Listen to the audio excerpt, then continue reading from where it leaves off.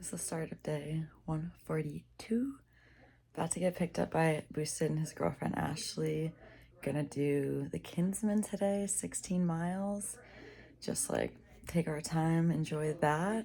Come back here, stay at the Notch tonight, and then kind of figure out weather and what to do the next few days. Trailhead's probably only like 5 miles from where we were, and it's just like it's like a 22, 24 mile day, but it's enough. So it wasn't too terrible. It could have, I can't even imagine being a southbounder going through there before it was cleaned up. Sick.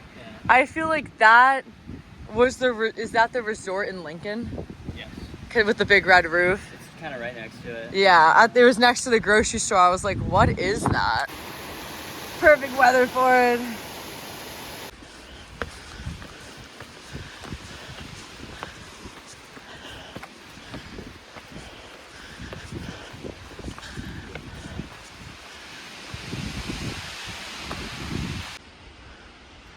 Honestly, like the perfect day for this.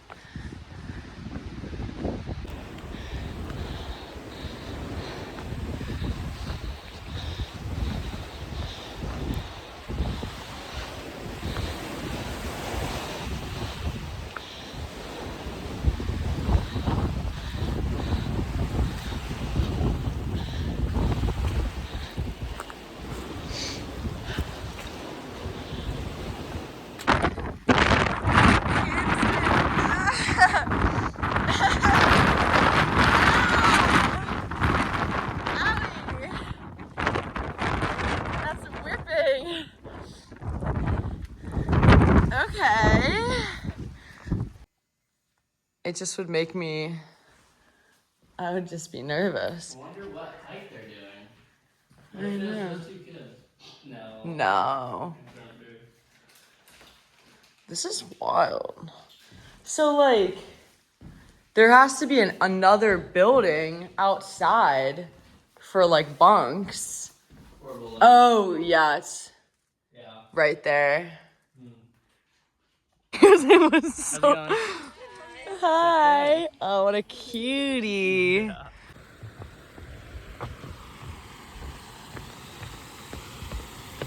It's so funny that kid just like lives in there alone.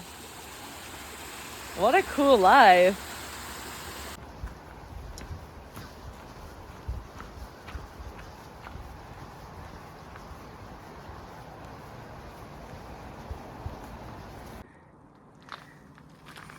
We made it.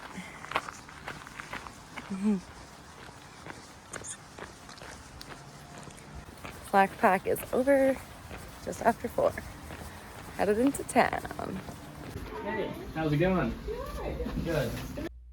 It is day 143, and I'm taking a 0 today at the Notch to wait out the worst of this nor'easter.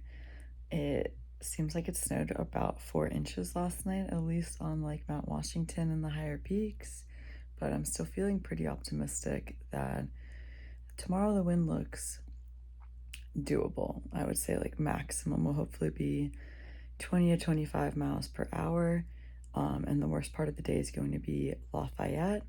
So I have like 2 miles, or a few of us are going to take a shuttle tomorrow morning around 6:30 to go back to the trailhead. One guy's going the opposite direction, one guy's going the same way that I'm going. I'll have a couple miles until I'm up above a tree line, and then we'll be pretty much above tree line for most of Franconia until after Zealand mountain or whatever peak, and then we'll descend down towards Zealand Hut, and then a shelter. My hope for the day is to do like 25 miles and get to I want to say the Ethan Pond shelter, which would set me up pretty well to do the presidentials all in one day, which is from shelter to campsite at the other side of Madison at the end of the presidentials. It'd be a 24-mile day. Last time I was here, I did the presidentials all in one day in worse shape with a bigger backpack, and we probably spent an hour on top of Mount Washington taking a break with Sweet Pea, with his family who came and visited us. And I imagine we took breaks like repeatedly throughout the entire day. So my hope would be, for starters, it's not supposed to rain or snow or anything on Saturday or Sunday, being up there. So it's like, even if I go 2 miles an hour for the entire day, and then just for safety, tag on an extra 3 hours in additional time that the snow and everything will take, that still has me getting from camp to camp before dark. I think the hardest, slowest part of the day will likely be the descent off Madison, which is the end of the presidentials. I'm a little biased because last time I was here, I rolled my ankle really bad and like the descent was painful. So I think that that's kind of like clouded my memory of this section of the trail. I know the descent is like wildly steep and rocky. Madison is basically a mountain, a pile of rocks. So you're like boulder scrambling the entire way up, and then it's like a slightly less steep pile of rocks the entire way down. So I think that'll be the most time consuming descent of the entire day, probably the most time consuming part of the entire day in general. But yeah, that would be my hope. I mean, it's hard to fathom that there's any conditions that will prevent me from doing 24 miles. I think even when I did Killington and was post holing up to my waist, I did 34 miles, and everything around Killington added 3.5 hours to my day, not even counting the amount of time it took. So yeah, I'm hopeful that it's all gonna work out. I think tomorrow's gonna be the hardest day. There's gonna be precipitation. It's probably gonna be raining at lower elevation. When I get higher up, it's going to be snowing. So yeah, we'll see what happens. I'm excited to just rip this out.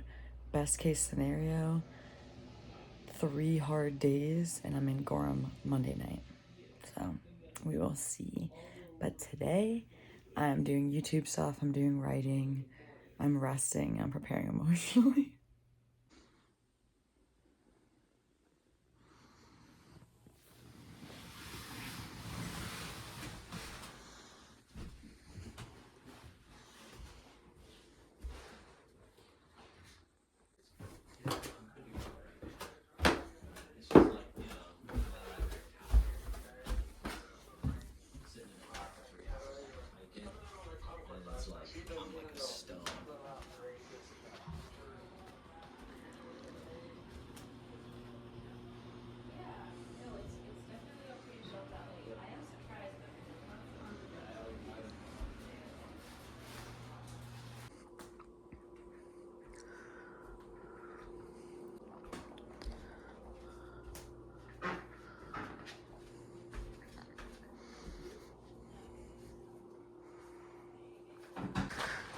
Appalachian Mile.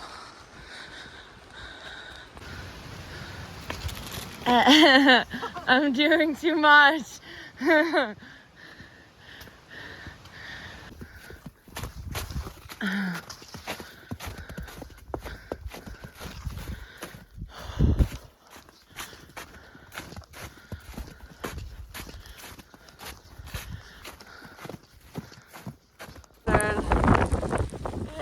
Lafayette. Is this Lafayette? Pretty good views today. Pretty sweet. On top of Garfield. Oh. On top of Garfield right now, so already did Lincoln, Lafayette, drop down on Garfield, have like one more 4,000 footer, and then like eventually we'll start descending. I'm definitely going back to town because I'm like completely wetted out. At least tomorrow it's not going to snow or rain, hopefully. So I'll stay somewhere and dry everything out tonight and then be in a much better position for tomorrow.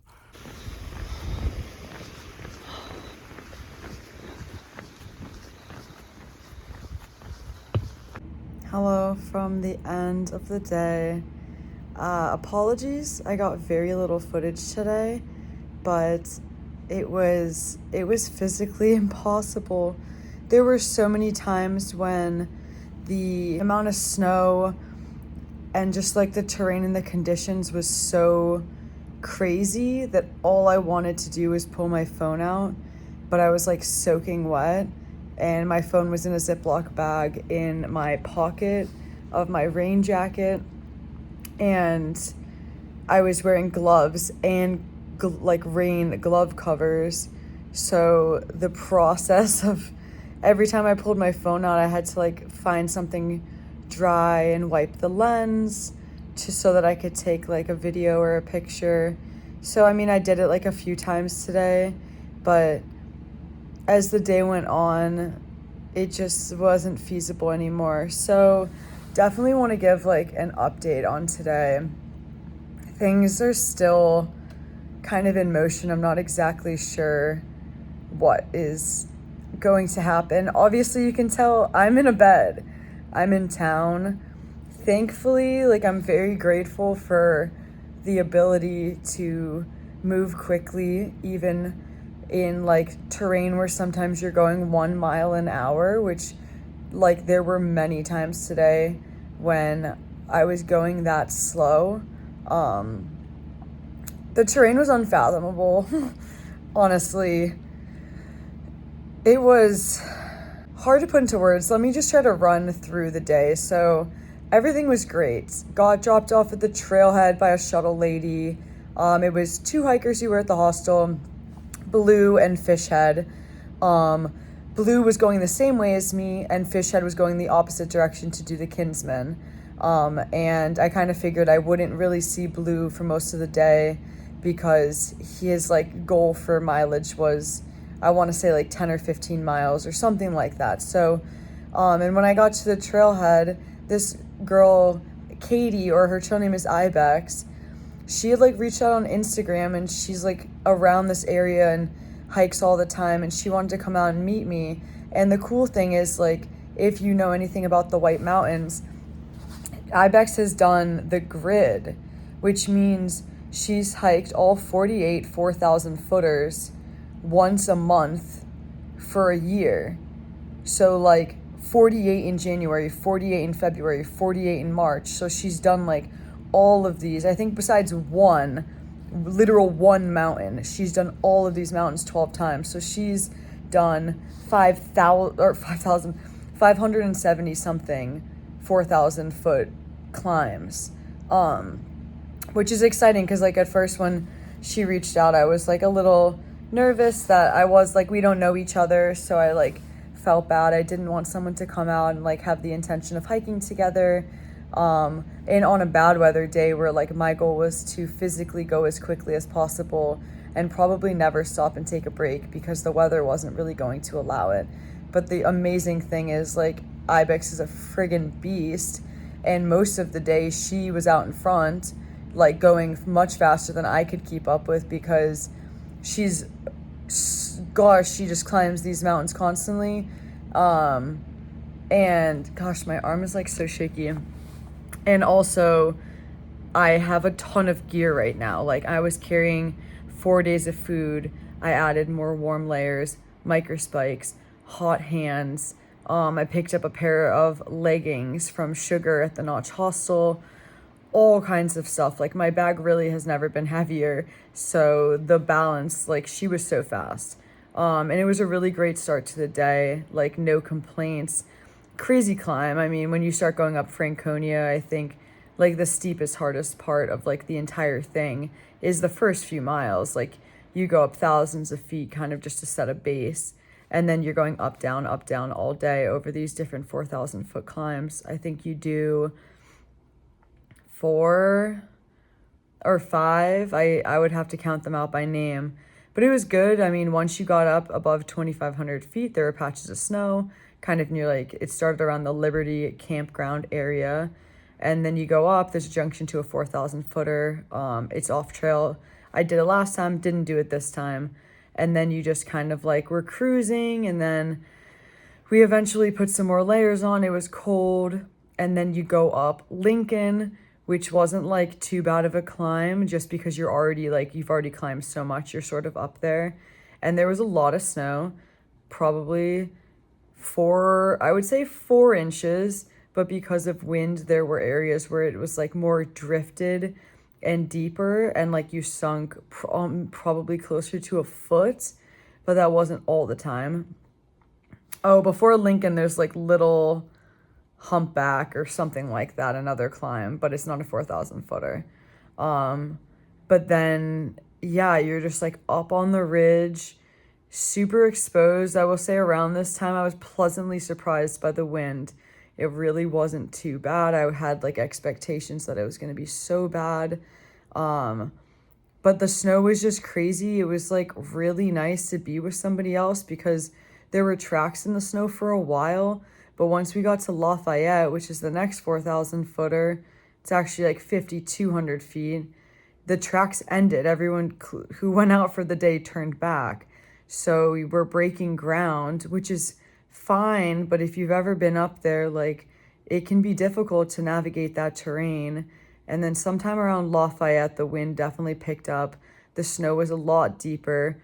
We were getting like hit in the face with like pellets of ice. But I remember like we talked and we're like, wow, this is like still a lot better than I thought it would be. I wasn't wetted out. I wasn't freezing cold. It was very tolerable. And then within the next like hour or so, they just turned a lot from like snow and icy coming down to like really wet sleet. And within like an hour, I was completely wetted out. And what that means is like, it doesn't matter if your rain gear costs $20, $100, $400. When you're sweating profusely inside your gear and you're getting soaked with rain or sleet, or like in this instance as well, like you'd go by when there were trees and stuff on trail, you're getting snow dumped on top of you and it's getting smushed up against you. Like eventually even the most expensive high quality rain gear, you're wet underneath it. And it doesn't, whether it's sweat or it's wetting through, I'll never fully understand. But like I was wearing gloves and rain covers on my gloves. My hands were so wet, I would take the gloves off, wring them out, and then put both layers back on. So like, yeah, around that time sorry, this is gonna be a really long clip, but I got like no footage today anyway. But so like we were rightfully like, okay, this is pretty crazy. Like this has the potential to be bad. And then after Lafayette, there was definitely some places it was really hard to follow the trail. I was very grateful to be around someone who had like a really good understanding of where the route went because she's done it so many times. But like it wasn't a whiteout by any means, but visibility was fairly low. So like you couldn't even see the giant cairns off in the distance at times. It was just like hard to see far enough out. Like you could see a pretty good distance away, but you couldn't see 100 feet away. So if the cairns were spread, you couldn't see them.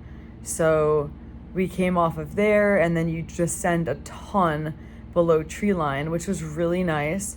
Warmed up a lot. The temperature was like a lot better. I was soaking wet, but I was shocked that I felt really good. Like, I mean, soaked, really uncomfortable, but like not at all concerned about hypothermia or anything like that. Just like thinking though, like, okay, like we have to climb up Garfield and then we have to climb up South Twin, which is pretty exposed. And then you kind of ride along a ridge for a while after that. So yeah, I mean, we like literally never stopped all day. We just kept pushing, and all these other things aside, like the trail was an absolute mess. It was so much snow. Any areas with descent was like, you would step and 3 inches of slick snow would just slide off like the piece of rock like butter on a pan, like just whoosh.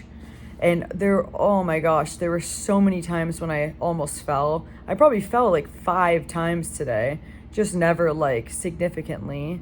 And then like a complete side note, like slipped so many times that my foot came out from under me that I like tweaked my hip, and my hip is actually like right now, like I don't know if it's my hip or my groin. It's incredibly uncomfortable. Um and like after sitting in the car and like not moving, like I'm waddling around.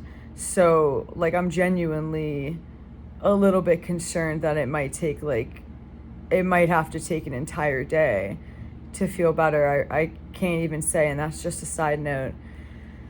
But whatever, just to get to the point, the entire rest of the day just got worse and worse. Snow was so deep in some places. It was South Twin, if you've ever climbed that 4,000 footer. It's incredibly steep. It's like it's one of the steepest miles you could possibly do. It's a good climb, like really fun, normally enjoyable, rocky. Like I friggin' love the climbs out here. It's the elevation today never bothered me. There was nothing about the climbing that bothered me, but it was like so snowy, and you'd step and you'd slip, and then maybe if I was lucky I'd grab onto the rock or like go down on my knees in the deep snow and I was fine. But I repeatedly slipped and tweaked my hip, and it hurt so bad, like shooting freaking pain every time. And yeah, I mean, just like after a while, the last few hours of the day, we were so wet and cold. The snow was so deep, and like the two of us, like Ibex and I, like we looked at each other, and I was like, if I was any colder, I'd be on the brink of hypothermia. Like I was so incredibly uncomfortable. Luckily, I've been unfathomably cold, uncomfortable, and in for so many different reasons at so many different times that like while my mind was sending me signals of like you're riding a fine line. Like I was very well aware that if the temperature had dropped even a little bit, there was like serious risk of hypothermia. Like we were soaked completely through, hands, feet, my shorts. Like, oh my gosh, there was like a whole hour of the day when the trail was like basically just an ocean filled with like ice and slush. Couldn't feel my feet for like an hour. I was like, that's concerning.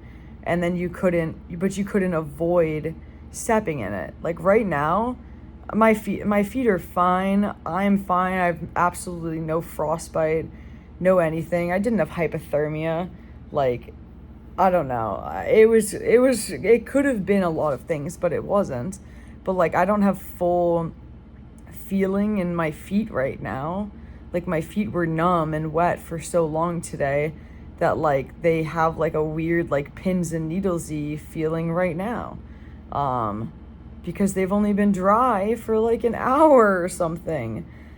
But yeah, it was just an unbelievable day. And this girl, Ibex, who's climbed 570 something 4,000 footers, so she's been out in these mountains, oh my gosh, more than most people could ever say. She said that today was the worst, coldest, most difficult temperatures she's ever experienced in the White Mountains. And I'm like, that's really like reaffirming that it was that bad. Like, honestly, it was satisfying to hear her say that, because I was like, was it really that bad? Like, was I just like insanely cold and wet and uncomfortable, and the hiking was really hard, and I fell a bunch, and I'm slipping, and my feet hurt because they're freaking numb, and my tweaking all these different things, and things hurt, and I'm like, my little voice in my head repeatedly is telling me like, if this gets any worse, like it's gonna be really bad. And no, it wasn't me being crazy. This incredibly experienced person who spends a lot of time in the White Mountains says it's just like she's been in sketchy situations before, but the combination of features and rain and deep snow, but it's slush and it's whatever, and like the inability for us to regulate temperature and stay dry was like the worst that she's ever experienced. Yeah. I don't know if this would be my number one, but it's definitely like top 4 for like scariest, closest calls for weather. So yeah, fat chance I'm doing Mount Washington tomorrow. There's no way. Like mountain weather forecast, chance of like all I had going for me for Mount Washington was that there wasn't going to be any precipitation. And now it's like, depending on which things you're checking, there is chance of precipitation. And the winds are now up to not 10, some sites say 10 or 15. The freaking observatory weather is saying 40 miles an hour. Like, I'm not dying. I'm not dying in the White Mountains. I'm 2 short days away from being done with New Hampshire. That's what's so funny. Like, I think it's like a 25 and a 20 would be it. Which under any other circumstances, God, that's a day and a morning. But yeah, that's how it rolled out. So, I mean, I feel very fortunate to have spent the entire day hiking with Ibex. I can't express how scary and different this experience would have been alone. Like, yeah, I'm really grateful for her. Like, yeah, we were suffering hardcore, but at the end of the day, we're laughing about it. Like, that's kind of like the whole thing. So she had her parents do the classic car swap. She parked her car, hit her keys, they moved her car. So my plan was to hike all the way to the highway and do a 28 today. If I had done that, I would have gotten to the road at 9:30, 10 p.m. because of how bad my hip was hurting. When we got to Zealand Hut, it hurts just to stretch my leg out. We got to Zealand Hut, and that was like 21 miles in for the day, and that was nice because it was warm in there, and we were actually like able to sit down for a minute, and I added some layers on because at that point we didn't have much further to go for the day, and I had a hot drink and I ate something, and we talked to people in there. And then I was gonna do 7 more miles and go to the road. I'm like, there's no way. So I just did 2 miles with her, which is like partially on the AT and then down a random side trail to get to her car. So when I finish this section, I'll have to get dropped at that trailhead and walk in from that. But I don't care. Like, that needed to be done. And while we were in the hut, like, they were like, are you the people who needed to be rescued? And we were like, what are you talking about? 2 people who we had actually just walked past, kind of ran past, because they were going sort of slow, and I'm freezing, like completely unwell, cannot stop moving. We went by these people, they just like said, oh, like something, like nothing really, and it turns out they had called to have someone come in, so a volunteer search and rescue came in. The girl had said she was hypothermic, changed layers and whatever, and they showed up at the hut like right as we were leaving. I will say, I think there's a really big difference between being the most cold and uncomfortable you've ever been and having hypothermia, because just based off of the duration of time the 2 of us today spent soaking wet at high elevation in the whipping wind and snow and didn't get hypothermia, I don't know. I think everyone's bodies are different and stuff, so I could definitely be wrong, but I would imagine that most people who would think that they have hypothermia out here are just the coldest and most uncomfortable they've ever been, which isn't going to kill you most of the time, but is unbelievably uncomfortable and not heartwarming at all. That's all I got. I'm pivoting right now. I don't remember if I even mentioned I had a plan a few days ago about going further north into Maine and spending a couple days doing this section that's at slightly lower elevation. And then I decided not to do that because of the way the weather was transitioning out here. But at this point, I kind of think I'm going to flip up to Monson and walk south because, yeah, there's going to be plenty of 3,500 and 4,000 foot mountains up there, but at least you're up and down, and the weather next week looks good. So after a couple days, I think there will be some melt, and maybe I'll have to spend a few miles on like a snowy mountain for a handful of days, and then everything will melt out because it's totally going to very quickly, honestly. And then by the time I get back down here, there won't be any snow, and I can just do the Carters and the Presidentials and be done, and then flip back up to Monson and finish the trail.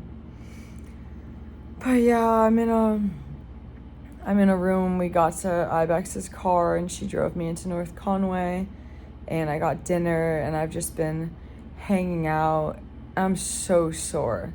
That's my biggest, like, I wouldn't even really care that much about today and everything that went on. Like, now I'm warm and I'm dry, but my hip or groin. It's like front hip, so probably groin. It's so sore. Like, I really strained something today, and I'm just hoping it gets better. I haven't decided yet exactly what I'm doing. I think I'm gonna wake up and see how I feel tomorrow, but honestly, even if this is killing me tomorrow, I think I'm gonna get picked up by hippie chick or poet or someone who can shuttle and go to Shaw's. And then, I mean, God forbid if this is like bad and I have to take another day or something, at least I'll be there. But yeah, I mean, I'm just like over stressing about it. Like, not I'm stressing too much, like I'm done stressing about this because I have so much cushion. I have so much time for this hike. Like, my estimated finishing whatever pace gets me done before Thanksgiving, and I don't need to be done before Thanksgiving. I could afford to take a friggin' week off if I wanted to, and still take days off throughout the course of the year for weather. So, I mean, I'm definitely zeroing tomorrow. The only question is, am I traveling, or am I just gonna stay here and get picked up the next day? We'll just have to see how I feel. But yeah, thanks for coming to my TED Talk. 22 minutes. Today was a trip, dude. I'm so grateful for Ibex / KD legend. Like, we're best friends now, clearly, because we trauma bonded together. And it was so nice to be able to hike together. Like, yeah. I'm just like raw right now, like kind of mentally dissociated, and yeah, I'm very curious to see what happens tomorrow. But I'm hopeful, I'm optimistic about choices and stuff. I couldn't help myself. Sorry, I needed to go out and see what the conditions were like for myself. I've hiked in just about everything you can imagine, so it was hard to imagine that just some snow was going to be a huge issue. I think hiking in last year's snowpack would have been easier than this, that's for sure. But more than anything, today would have been an exhausting slog, but it was the freaking rain and the sleet, dude. Like, that'll kill you. That'll kill you right there. But yeah, so I'm gonna eat more Taco Bell and go to bed. Thank you. See you tomorrow.